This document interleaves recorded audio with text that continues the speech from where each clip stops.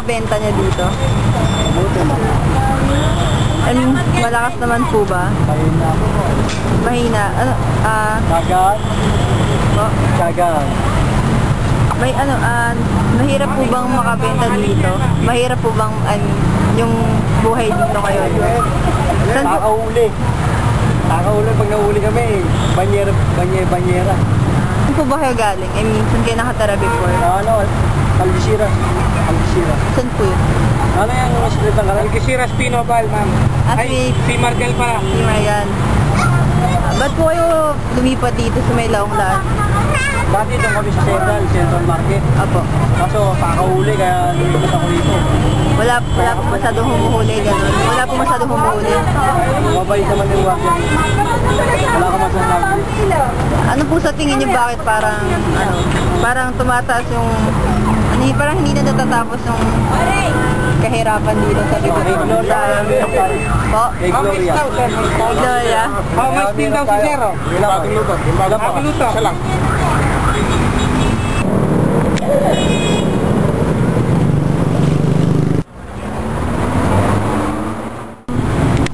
Saan po ba kayo nakatira dati?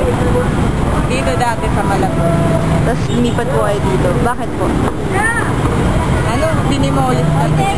Dinimolis? Doon po ba kayo Wala nang may-ari. yung bahay, no? Tama.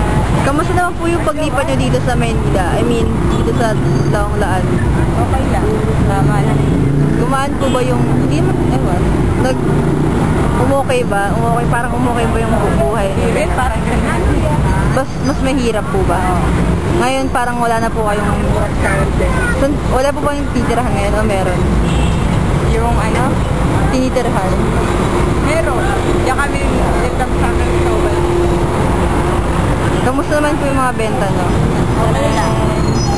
Hindi naman po, sa tingin niyo bakit po parang like, dumadami, parang mas humihirap yung buhay ngayon? Bakit po sabihin?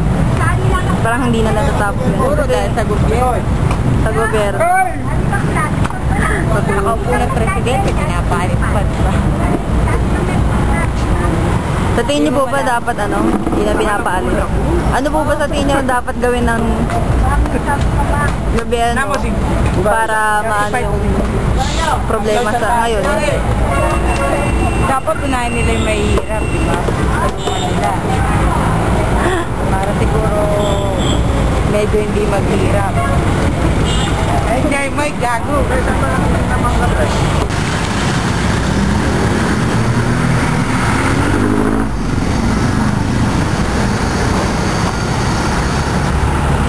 Ano po yung opinion nyo tungkol sa poverty dito sa Manila? Saka yung thing na rural to urban movement ng mga may hirap na parang pag pumunta sila sa Manila, parang dito mag-i-improve yung buhay nila. Ano po yung opinion nyo?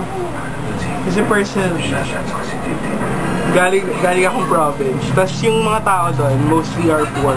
Kasi they have this notion na when they go to Manila, they will get rich, gano'n.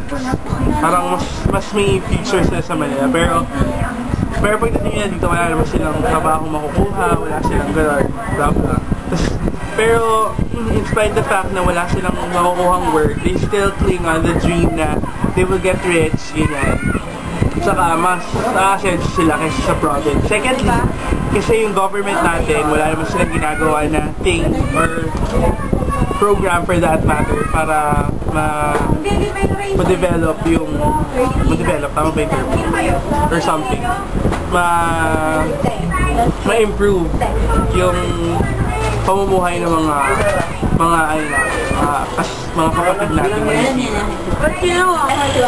Hindi kasi parang hindi naman natin sila masisisi kasi baka talagang ang hirap ng buhay nila, hindi nila nakukuha yung deserve sa pinaghihirapan nila. Parang feeling nila hindi yung pinaghirapan nilang ani gano'n natin na pinakuha nilang pera, tapos feeling nila sa Manila nila makukuha yun. So hindi talaga nila kasalanan siguro yun na naghahangad lang sila ng mas magandang buhay.